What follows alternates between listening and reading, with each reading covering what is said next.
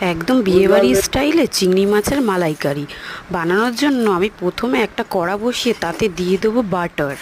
Butter দেওয়ার পর আমি গোটা গরম মশলা তেজপাতা দেবো। দেওয়ার পর আমি তাতে দিয়ে দেবো পেঁয়াজ বাটা, আদা রসুন বাটা, টমেটো বাটা। তারপর আমি দেবো ঘি বেশ বেশি করে, দিয়ে ভালো করে নেড়ে চেড়ে আমি নুন, হলুদ, ধনের গুঁড়ো, জিরের গুঁড়ো, লঙ্কার গুঁড়ো দিয়ে আরও একবার ভালো করে নেড়ে চেড়ে নেব। তারপর আমি এর মধ্যে দিয়ে দেবো কাজু বাদাম পেস্ট করে, কাজু বাদামের পেস্ট, আর নারকোল আমি কুড়িয়ে রেখেছিলাম, এটা থেকে আমি দুধ বার করে নেব।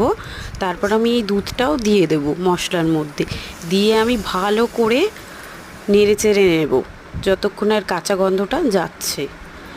তারপর আমি একটু জল অ্যাড করে দেবো। তারপর এক নেড়ে চেড়ে চিংড়ি মাছগুলো ছেড়ে দেবো। একটু ফুটে গেলে এতে একটু চিনি, গরম মশলার গুঁড়ো আর ঘি দিয়ে আমি পরিবেশন করে নেবো। একদম ফাটাফাটি লাগে খেতে।